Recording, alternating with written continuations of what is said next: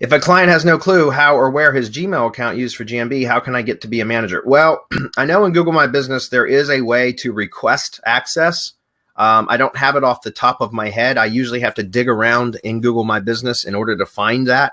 But essentially what you can do is you can go to a listing and then try. And again, I'd have to do some digging to figure it out. I'm not going to do it on this live webinar, but you have to play around inside of Google My Business, and there should be an option at some point where it says it'll give you the option to request transfer of ownership for the site. And so the only thing that you can do, or excuse me, for the listing, the only thing you can do then is send that request and hope that somebody replies. I can tell you right now, I've had that happen probably about, I don't know, 8 or 10 times over the course of my career, where I've taken on a new client and somebody had set up the GMB locations page for them, and they don't know who did it, so nobody had access.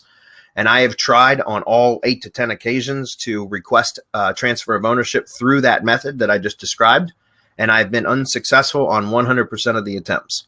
I've never had it transferred. Nobody's even ever replied to me.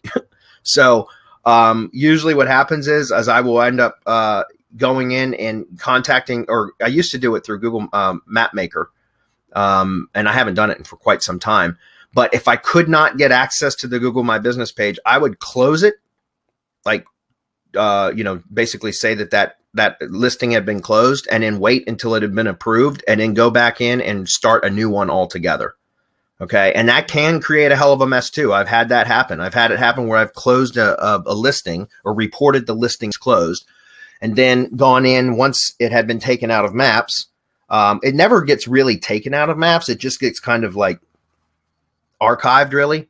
And so when you go to create a new listing with the same information, it can end up causing some crazy like ghosting troubles. In other words, sometimes the old closed listing will pop up, and it can be quite a nightmare. I've dealt with that too, but that's sometimes the only way that I've been able to get access to it.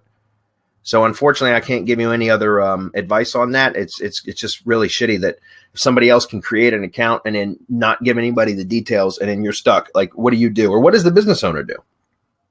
You guys have any suggestions for that? No, I think I tried. Yeah, I tried it like once or twice as well, Bradley, and I didn't have any results as well. So, yep. Same here. I mean, it's I don't know what to advise, because it's impossible to get an answer, and if you can't get an answer, how can you move on? Other than just close the damn listing and start a new one. But again, that can create some new problems on its own. Like, I've got a limo service client that we've, when I first took over their SEO, it was 5 years ago now. It was right after I opened my agency, actually, in 2012. So it's been 5 years, and I've been doing work for them ever since. And we had that issue. We had to close a listing because they had moved, but the Google would not honor the move, like the updated request for the new address and new phone number, or it was an address, not the phone number.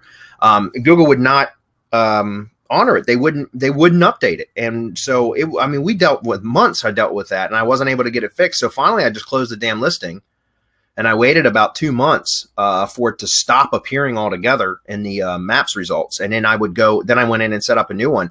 But 6 or 8 months later, all of a sudden the new one stopped appearing in the Maps, and the old one started appearing again. And then we ended up going through like 4 months of troubleshooting with Google engineers. No kidding. It's just because Google's slow. They're like the federal government. They're just a huge, big bureaucracy, right? So they don't move very, very fast. But it took them like 4 months to finally get that corrected. They admitted it was their fault, and their engineers were working on it, but it took like 4 months. And so for 4 months, that client was furious, right? He was furious. And I don't blame him, but it wasn't, it certainly wasn't my fault. It was Google's fault. But Google doesn't move very fast for us little guys, okay?